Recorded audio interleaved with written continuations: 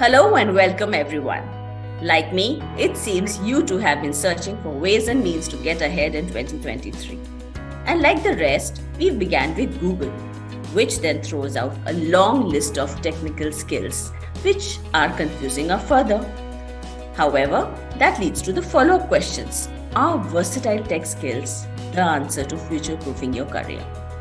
So let's not wait and hear from one of the foremost tech evangelists in the country today, Suhas Shivanna, Senior Distinguished Technologist and Strategist at HP with 25 years of IT product and research experience. Welcome, Suhas. Thank you. In this session, he will tell us about the top skills for a successful career in tech. Kamna and I are here to pick your brains today to get some real answers. So, here's us getting started. Do you think in today's hyper-competitive world, it is necessary to invest time and money in learning skills beyond the college curriculum? First of all, Amrita, Kamna, thank you for having me here. It's my privilege to be talking to you guys and all the students who will be looking at and going to the webinar. So I think your question is very apt, right? You asked hyper-competitive world and college curriculum, right? And do we need to invest money and time? My answer is yes, right? We need to invest time, and I'll tell you a few reasons.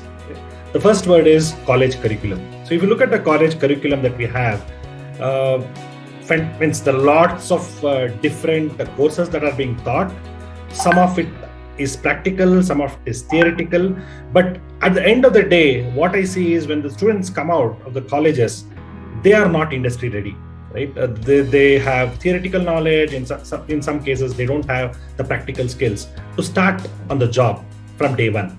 So this is where I think students need to start investing in learning beyond the college curriculum, and also strengthening some of the topics that learn during the colleges. For example, if I ask the computer science students, how does a computer boot? They are not in a position to answer those questions, right? And this is where I feel you need to invest time, you need to invest money to get what you want, to understand the fundamentals and build a versatile skill base, right? That's around the college curriculum, extremely important. And if you look at the hyper-competitive world, everyone is smart nowadays, right? Everyone is smart. Knowledge is democratized.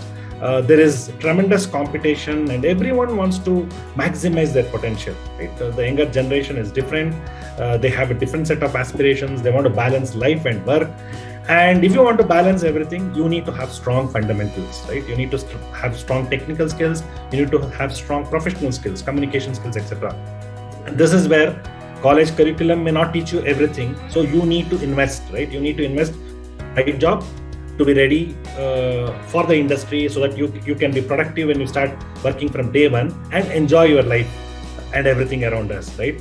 So definitely people should invest time and money, right? Money can be earned very, very easily when you get the first job with a high package. Time is something that needs to be managed, but resounding yes from my side that you need to invest time and money in this hyper-competitive world, considering the Indian context. Thank you so much. Thank you so much for sharing that, Suhas.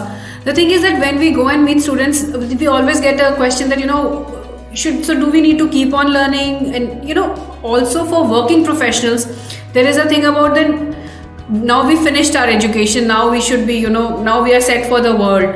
But increasingly, we are seeing that it is not really sufficient to just have a degree and then have an additional degree along with the curriculum. So how is the continuous learning thing suddenly become so important?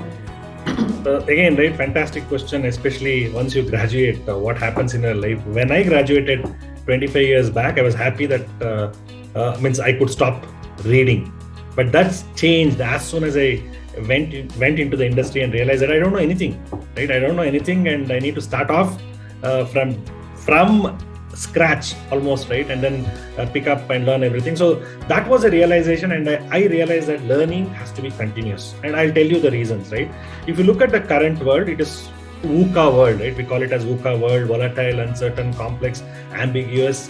Lot of the disruptions happening. Things change so fast, right? The economy was booming a few months back. Now we're talking about recession. Nobody knows whether there is a recession or not, but At least there is recessionary trends. So in this very, very complex world, right, where things change so fast, the only thing that you can do is be ready to deal with the disruptions, right? And especially if you're a knowledge worker in the IT industry, or every industry now has some element of IT inbuilt, right? So you need to start looking at continuously learning. So the other key thing is disruptions in maybe 25 years back when I started, right, it used to happen 15, 20 years cycle. Now disruptions happen every 3 to 5 years cycle. New languages, new frameworks. So if you can't learn, right, or if you don't have the passion to learn, you will be obsolete soon, which means that you'll have to go through the trauma of ups and downs, losing the job, etc., etc. And in the new generation, right, losing jobs will become normal, right? If you are skilled enough, you continuously learn, you can get a new job.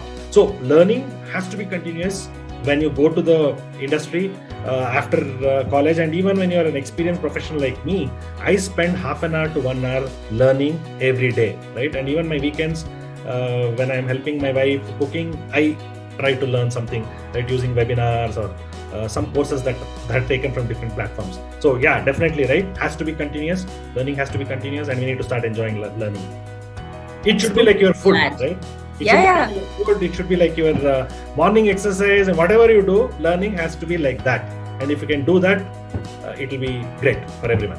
I'm so glad you said that, because you're absolutely right. We were always under the impression that you finish your education and then you move on in life and you do one thing for the rest of your life. Yeah. So that is not happening anymore. We are no longer doing one thing for the rest of our lives. And losing a job is not losing because you lost out. It's you're growing. You're doing something else. And exactly. We have to take the dynamism, like with a pinch of salt.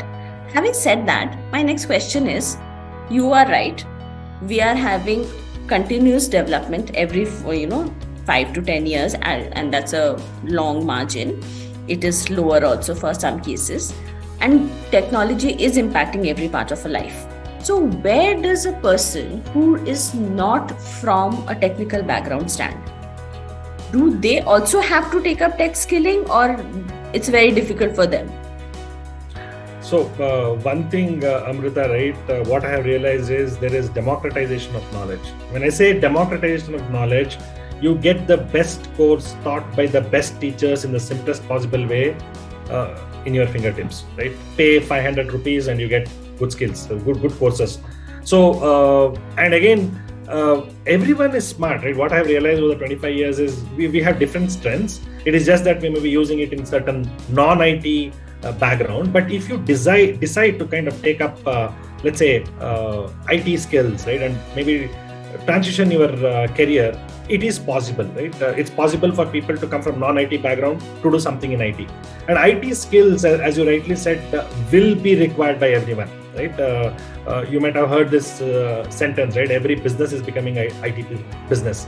For example, healthcare, right? They take up factories, everything is getting connected, sensorized, AI, data, cyber security. So these are verticals that are going to be there in every industry. Defense, right? Every industry, smart cities, smart factories, agriculture, oil and gas, everything is getting modernized. So there is some element of IT. And if you have the domain knowledge, let's say you are from agriculture and you know the domain, you know the ecosystem, you can learn AI/ML skills, right? By paying a course, right? Taking a course, or maybe even going and taking an education. It could be a correspondence course. You take it up and then you can start becoming an IT professional. It's tough, but it is definitely possible in the current world, considering that there are lots of ways to learn. And knowledge is democratized, and learning, if there is passion, they can do anything. In this world, nothing is impossible.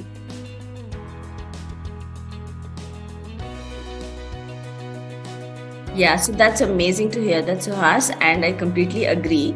And in fact, that's one point that has come up again and again in our webinars, where we have invited experts to talk about how students and talent should skill themselves. And frequently we get a question that I am from a non-tech background. So is there any future for me, or, what should I do? So basically you're saying that non-IT people who have domain knowledge should take up one of the courses in tech. So I have a follow-up question. Even for a tech tech person, should they skill in one technology, or should they have a group of technology skills to really make a mark in their career? Yeah, I think this is an excellent question, right? And a lot of us in the industry are in this dilemma, right? Should I go deep or should I go broad, right? So here is my answer, right? So some people realize very early what they like, right? And my advice to them would be go deep, right? Take up courses, take up everything, read books to become better so that you can become a good researcher, right? Or you can become a great engineer who can do certain things very well. But at the same time, you should keep an eye on the adjacent skills, because as I told you earlier, right, the world the world is changing, right?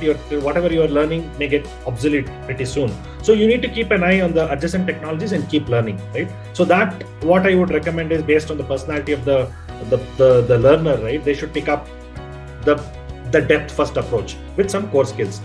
But the world, means my personal view is, I would say, become versatile. The reason is very simple, right? If you look at what's happening around the world, there are technology platforms created for us, right? So if you want to develop an app now, just pull up a few open source products, right? Go to a platform and you have to write very, very minimal line of code, right? To get your app done. So what happens in this new world where everything can be assembled, you need a different set of skills, right? You need versatile skills to kind of understand the users and maybe come up with an application that has the greatest UX, because people like simplicity, personalized experience. You need to understand cybersecurity to make sure that whatever you design is secure enough. You need to know a little bit of AI ML to use the insights from your applications and customers to do something that will differentiate your offering, right? So you need this versatile skills, because there are more and more jobs created where you need to stitch multiple things, right? Interdisciplinary things to some extent, and come up with solutions. So versatile skills are a must, right? But I feel there is still some value to go depth first, because there are some people, we want India to research, we want the world to research and solve complex problems. For that, you need the depth. But even when you're going to the depth of any technology, you need to be aware of the adjacent skills, right? So that would be my answer. So that's absolutely perfect, Suhas. So what that tells me is that a tech person needs to know adjacent technologies, like you said. It cannot be that I only do cloud. I should understand cloud with security as well. However, having said that, my next question would be that like a tech person needs adjacent skills, and like a non-tech person should be aware of how AI functions and cloud functions. The person with a technical bent of mind or a technology specialist for any stream should also have other skills like, collaborative design thinking. Are they also important, or they should just focus on tech and keep these for, other professionals, so to speak? Is it a trend that is happening? No, excellent question, right? And to be frank, I think whatever you mentioned, right, design thinking, communication, negotiation skills, these have to be the base skills, right, that you need to build on. Because again, if you look at from an India context, right, India is becoming a developed country. People have the money now. When we work, or when the younger generation comes and starts to work, right, they look at self-realization. They want to realize their potential. And if you don't have good communication skills, you cannot if you cannot communicate what you know, sometimes that can hinder you down, right, in realizing your potential. So extremely important, right? Emotional quotient, how do you deal with ups and downs, right? Design thinking, there are a lot of social problems that we have, right? There are a lot of problems to be solved. If you can solve it in an innovative way, you can be the next Bill Gates, right? You can start your own company, and people don't want to work for big companies nowadays, right? They want to do something creative. So design thinking as a methodology to solve real problems, to discover real problems, will help in many startups to be successful. Because if you work on the right problem in the right way, using out of the box solution, you can make money, right? And you can contribute back to the society. So 100% these skills are a must, especially if you want to maximize your potential, you want to kind of do something unique. And networking and collaboration, right? As I talked about the industry trend, if you look at what is happening is innovations happen at the intersection of two disciplines. Right? There are a lot of opportunities: bio plus technology, math plus computer science, robotics, mechanical, electrical, computer science. Now, what happens is if you can't collaborate with somebody outside your domain, right, and network, you will fail. You will not be able to realize your potential as well as come up with some fantastic solutions for the modern mankind. So I feel because of these reasons, right, you have to be creative. You can come up with your own startup. If you're working for a big company, collaboration and networking skills extremely important to solve complex problems. Do it faster because they can help you to grow. And communication skill, right? English, listening, hearing, right? Active listening, abstraction of what you know, right? How do you communicate with different stakeholders? All these are extremely important if you want to be successful and maximize your potential in this industry, or in any industry for that matter.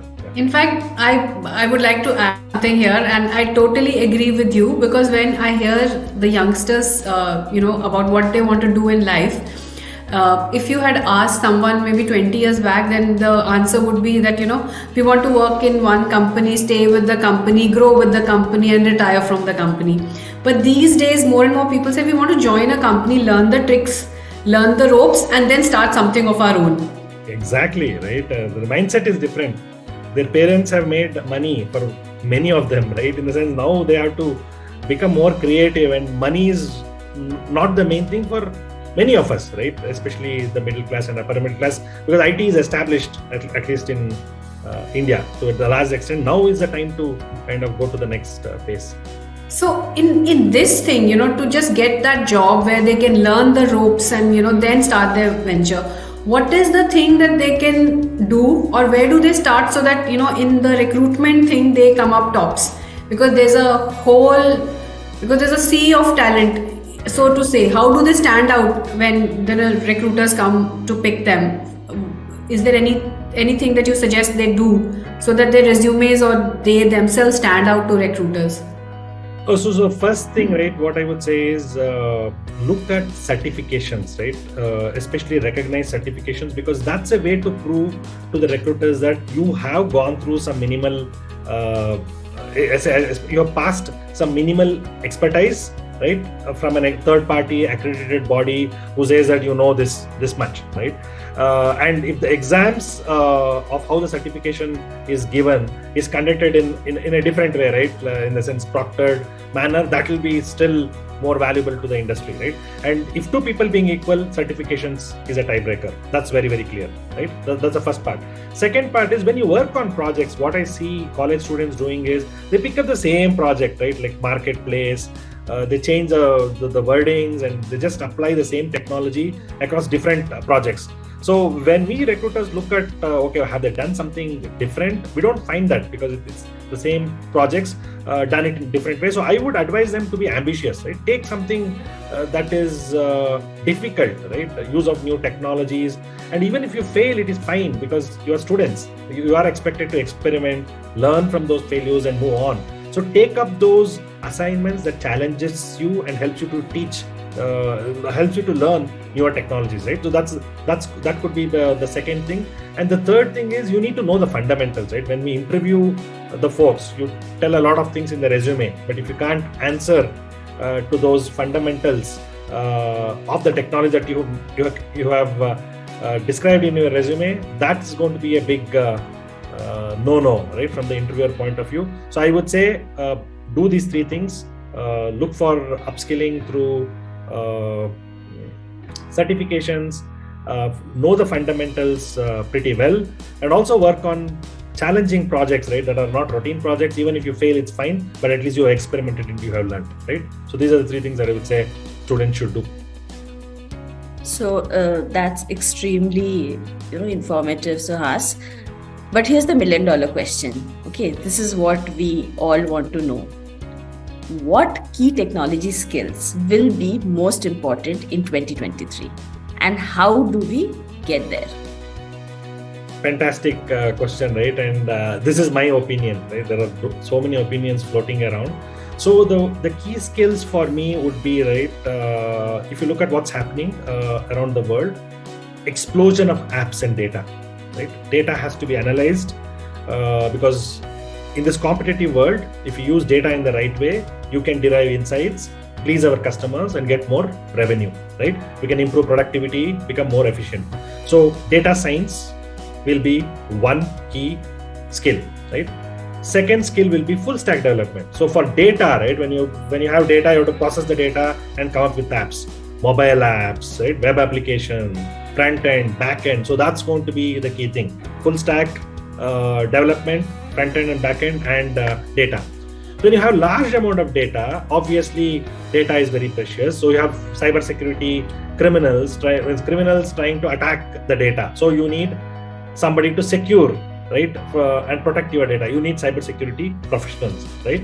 And along with this, I talked about Industry 4.0 automation, right? Everything getting sensorized to one of your earlier questions. So what's happening is because of this, right, smart systems are coming up everywhere. So we need real embedded system engineers, right, to understand how you can fit in an operating system into a small device, right, and connect to the cloud, etc., etc. Those things will be extremely important. And cloud is the happening thing, right? If you look at the IT, 30% to 40% of the workloads will be running in the public cloud, and the remaining workloads will be running in data centers, which are also going to the private cloud concept. So all these key technologies are extremely important, right, for every engineer or every professional to understand. And apart from that, we keep hearing about blockchain as a technology. That's extremely interesting considering some of the things that are happening in the financial sector.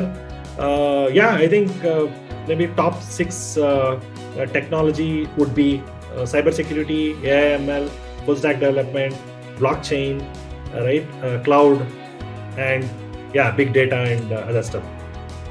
From my viewpoint, Thank you so much for that. So this brings me to one question that, since so Amrita and myself, both we are into marketing and communications. So if you were to suggest something to us to upskill, what would be your advice to us to know that we should upskill in this technology, which will, going forward also, this is something that will continue to, give us a, boost.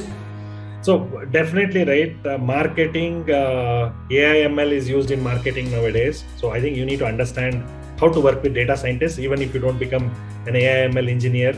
That's one thing that you need to understand. Also, maybe tell how to explain the fundamentals of it, so that you can explain the problem, give the problem, understand when they present to you, right, what is really happening. So that's one space that you need to really understand. Again, securing your marketing data, you may have cybersecurity professionals, but security is everyone's responsibility. So you need to be aware of some of the things that are happening around. So those 2 things, I think you should just get on and become more proficient, right? And the last thing is non-technical skills. I would say design thinking, right? I am a big passionate believer that everyone needs to have this design thinking as a core skill, because the way you empathize with people, the way you look at problems, discover problems will completely change once you start practicing design thinking. So 3 skills, 2 technical and 1 non-technical.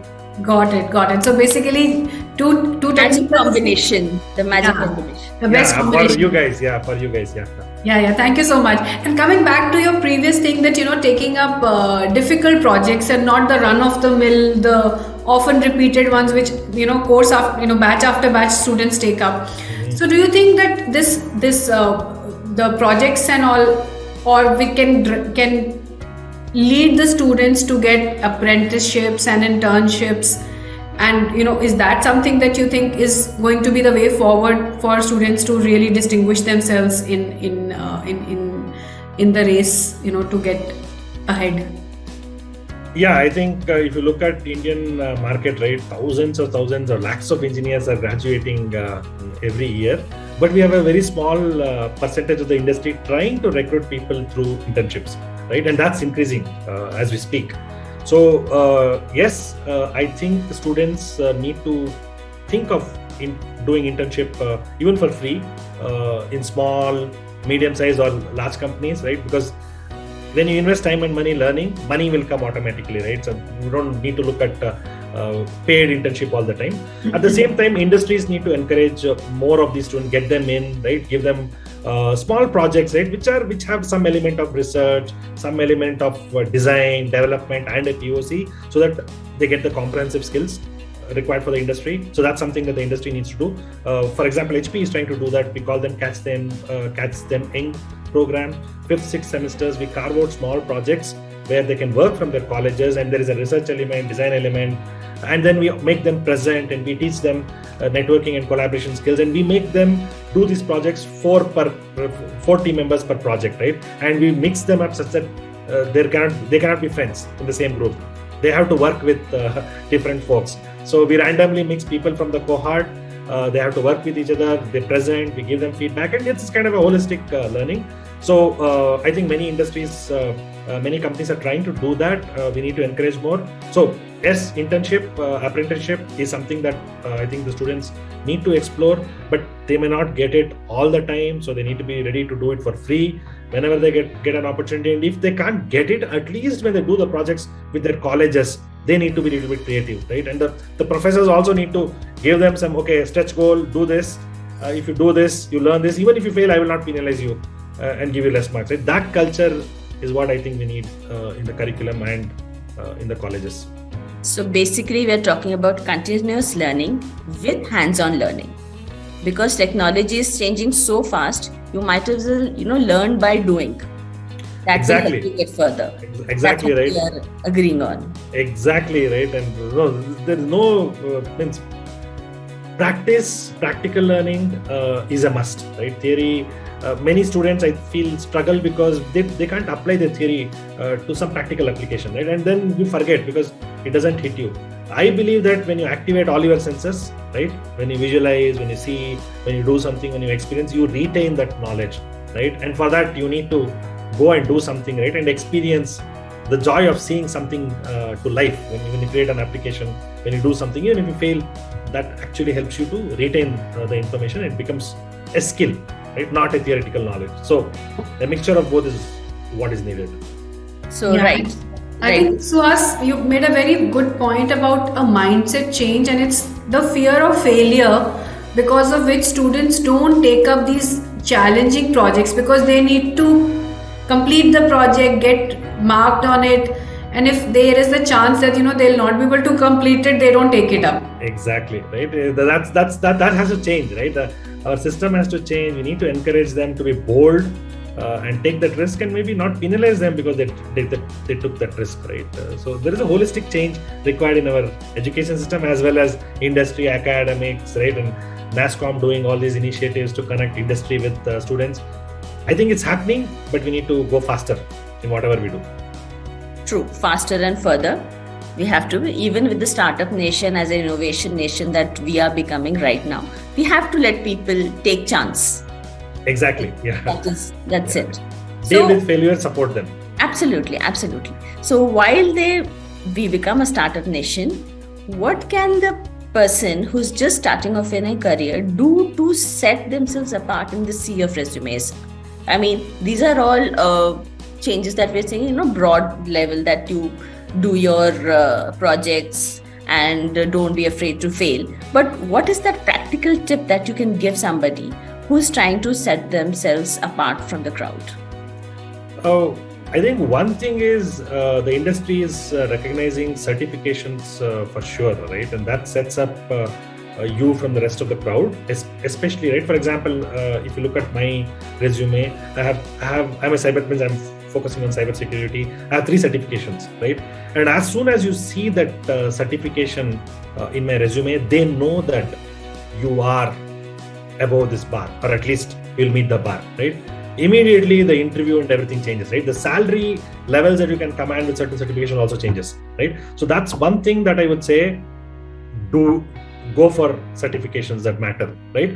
And certification for me, right? Sometimes you do it for the sake of doing it, just like we graduated 25 years back for a degree. We should not be doing that, right? We should focus on learning.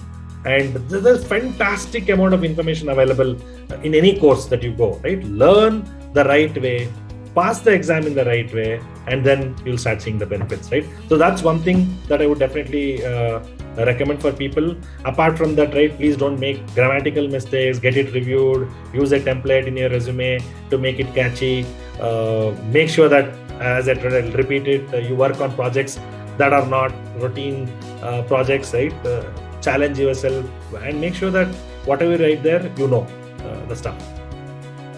Absolutely, Suhas, you just said those magic words, certification.